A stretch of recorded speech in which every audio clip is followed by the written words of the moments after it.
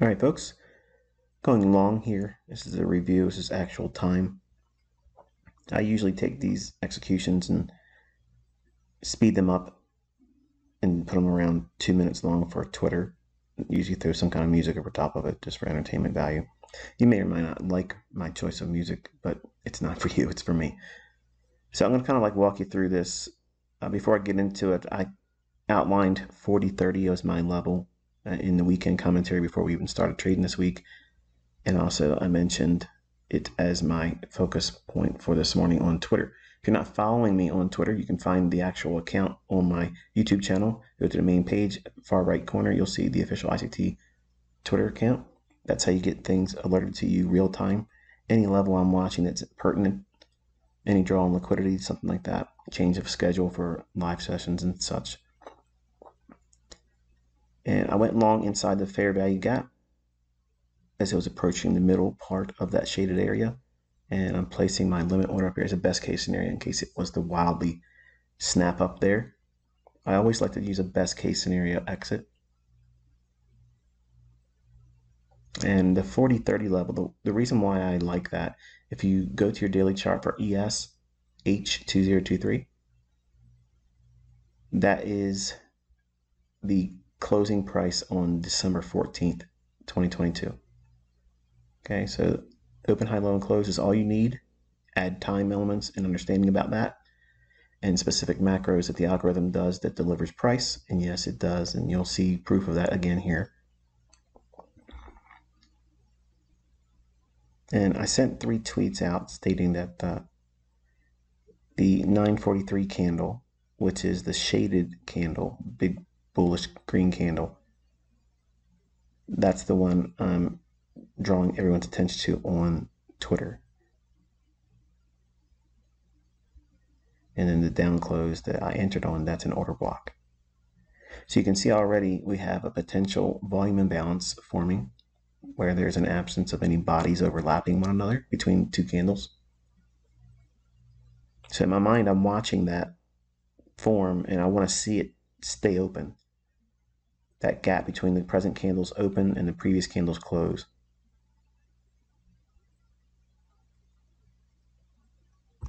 Because if I can get a return back down into that, I'll go long additional contracts and pyramid my position up. I'm going to be aiming for about $10,000. All in one trade, build it up from one entry using the logic. Now, if you look at the 920 low, their sell side stops below that. So sell side liquidity was purged with a drop down at essentially 940. And the 40-30 level was the objective I gave you over the weekend before the market started trading, and I prompted everyone live on Twitter. I stated that's my next level of interest. I'm sidelined early on. I said, there's nothing really exciting to do. You just have to wait. So we waited for the 930 opening, which is exactly what I prompted everyone to do on Twitter. And we seen sell side taken out, and then the market rallied up. Now, you're probably questioning, why am I using that fair value gap? Well, I'm using an advanced model, and because I'm expecting expansion, I'm not looking for a trending day. I'm just looking for an expansion up into the 40-30 level, which would close in the range from December 14th's closing price on the daily chart for ESH2023 on TradingView. Drawing that level out on your chart, you'll get essentially 40-30. So I'm outlining the reason why my stop loss is below the mean threshold of the down close candle, the most closest to the 940 low. Okay, so the middle of that candle, that's where I have my stop below that. It should not go back down there. Why shouldn't it go down there? Because we've taken stops at the 920 low. And your time should always be set to New York local time. Otherwise, you're not going to be able to track me on the recordings. So you can definitely see the volume imbalance. And I'm just getting some measurements here. Nothing's really lining up with specific levels I like. So my attention primarily is focused on the 40-30. So I'll be taking the bulk of whatever I accumulate in longs off at 40-30 or higher. Right now I have 8 contracts long. And the stop loss is based on a $100,000 account. So if you were funded with a $100,000 trading account, the risk on this trade is 1.2%. But I'll be aiming for about 8.5 to 10%. 10%. That's the goal I'm reaching for, percentage-wise. So now I'm giving you a reminder that while you're watching price, you want to be looking at it through the lens of 5 handles each. Every increment move in 5 handles, because you want to train your eye, and it's returning back to that volume imbalance now. I'll come back to that in a second, since I'm done figuring out how I want to put the text inside this rectangle. Obsessively compulsive.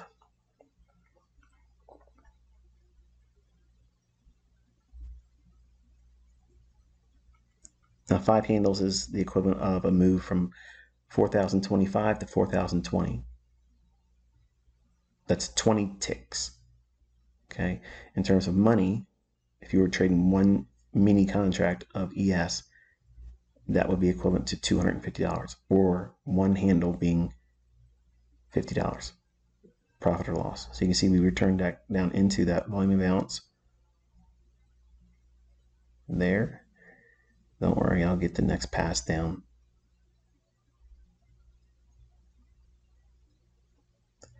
Now I'm thinking I want to see it have speed and distance through the high that's already formed. It's already banging around in here, and I'm going to look to bring that stop up a little bit, but it has to show me reaction at the volume imbalance, which I'm annotating right now. And again, a volume imbalance is my concept of identifying an area where there may or may not be an overlap between 2 candles with their wicks, or a wick, like we see here. Like the candle right to the right of my entry, that up close candle, that's the candle I'm looking at, and that turns that wick. In the very next candle, it opens higher than the previous candle's close. So I'm taking that those trend lines, a little segment right there. I'm focusing on that. Now, if we drop down the midpoint, there you go. I'm looking for that as an entry. I'm trying to time the move of the wick prior to the candle that's trading right now. I wanted to buy it as it's heading towards the volume imbalance. It may or may not touch the volume imbalance again, but I'm trying to trade as the candle's going down. Notice that. I'm entering long on down close candles or down candles, and I'm taking profits on longs in up candles. That is the market efficiency paradigm that I teach. All right, so now the risk has been elevated to 1.3%, which is minuscule. And I'm going to be looking to raise the stop up. But if it gives me another opportunity to go long, one more pyramiding entry, I'll take that.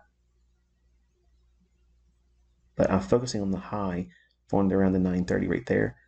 I want to see speed and distance, how fast it can get through that high, because I'll be judging that based on its willingness to get through that 40.23.5 level, which is the morning session high.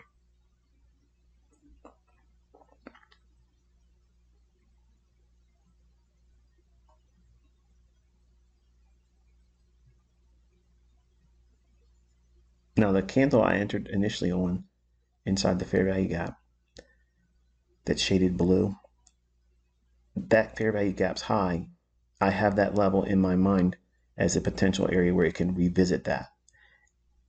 I don't believe it's likely to do that now, because we've traded through the bodies of the swing high that's in price right now. So 1, 2, 3, 4 candles back from where it is right now.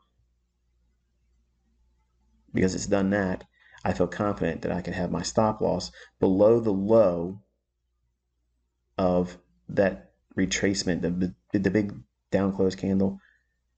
I don't have the timing to tell you, but where I did my second partial entry to the left of that down close candle.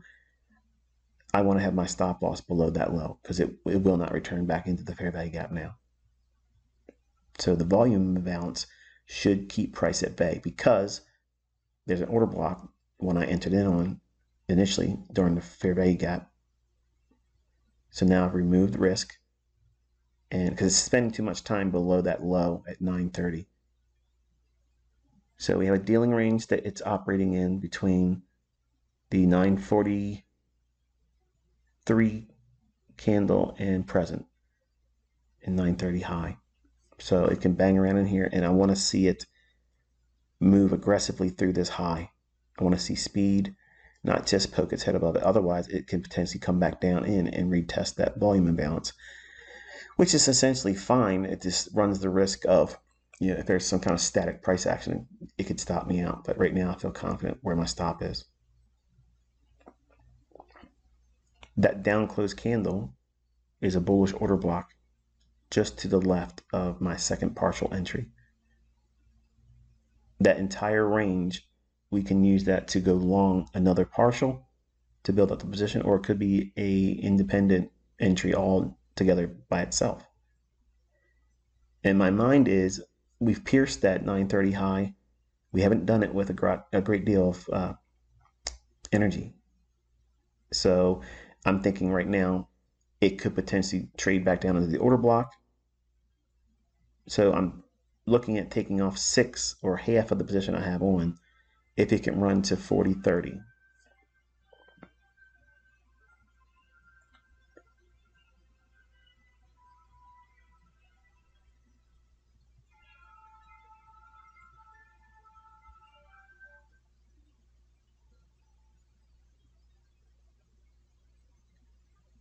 Any retracements here going lower, I'm not looking at the fair value gap that you might be seeing 2 candles back to the left.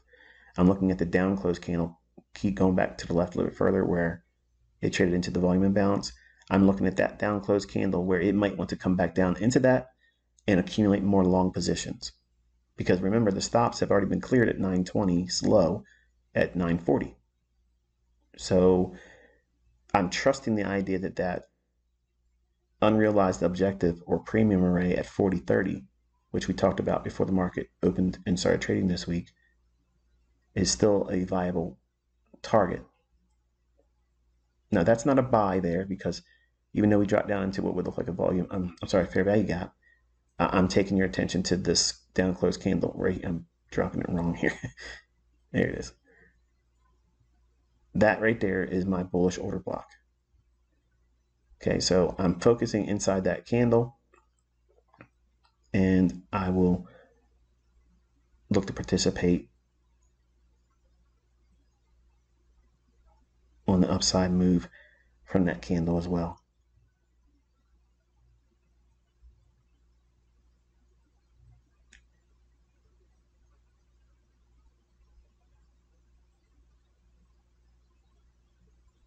Okay, so I went long as we entered into about the midpoint or mean threshold of that down close candle. And I'm trusting, all my faith is now on the volume imbalance, because price should not go back below the volume imbalance. It can touch the top, it can touch the bottom of it, but it should not pierce it. Now, contrast this rationale and thinking with Forex, because you would get smoked if you had your stop loss like this, because it's rigged. Your broker is going to cannibalize you. I don't care what anybody says. Okay, they will cannibalize you. You can't trade this precise with Forex. It can't happen. Won't happen. Not with real money. Not with size, because they will snatch you. Futures is a much cleaner and more professionally managed asset class. Beautiful retest of that. Look at that. And my stop loss is just still at that low on the low candle prior to that run above the 930 high.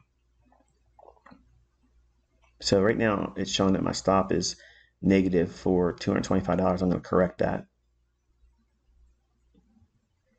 And I want to see it leave the order block level I have outlined here with the plus OB in is annotating it's a bullish order block. So we're inside that entire candle, and I'm expecting it to accumulate more smart money longs. And then after a measure of time, the algorithm will reprice higher, and you'll see, I'll tell you when I'm looking for it. But right now, buying is not making this go up. That's not what's going on. The algorithm's holding price inside of that down close candle that I've identified as a bullish order block. And now I'm stating that it needs to make a new high and go above the 930 high and the higher high that it formed just a few candles back. But it needs to do it quickly and strong.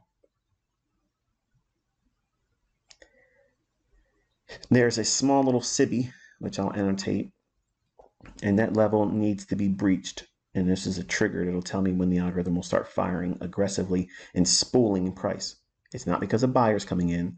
I'll tell you exactly the level it's going to have to break before you start seeing it accelerate to the upside. This is a signature that's unique to me. Once it takes that candle's high out, it should accelerate and not trade below the lowest open or close of the swing low that's already in place right now.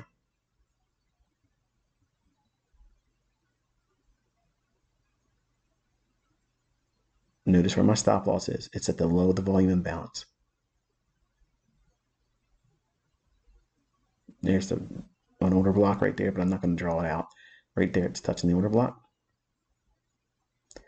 And once it takes that level where it says needs to rip through, once it does that, the algorithm will start spooling aggressively and repricing higher. It matters not how many buyers are coming in, no matter how many sellers are coming in, it's going to rip through that level and then reprice to where the buy side is, which is above the high formed at 953 or so, 954. And here we go. Acceleration, like gas on a fire. And then your focus needs to be at that 40-30 level. Now, because I have 14 contracts on, I'm going to take 9 off. I'm going to have a larger position off. I don't see a continuation on the upside. That's why I want to take the bulk of it off here. And I'm watching how we stay above the high that was formed at 930 and 953 or so.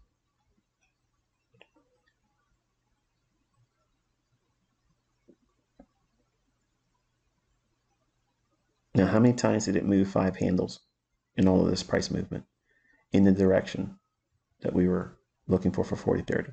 Several. 1, 2, 3 times. Each one would potentially accumulate to 15 handles for the day, which is what I'm essentially going to be getting here shortly anyway. Trade down to a mitigation block. It should accumulate new longs and accelerate through. And I have set to take 9 off as soon as it prints above 40-30. There's a macro in price that takes place between 950 and 1010, and that usually causes a price run, and liquidity and or inefficiency will be retraded to. And now, because I'm inside the narrative correctly, I've outlined it this morning, told you what I was looking for. You're watching me execute here, the logic as to why it's going on. And once it starts to rip here,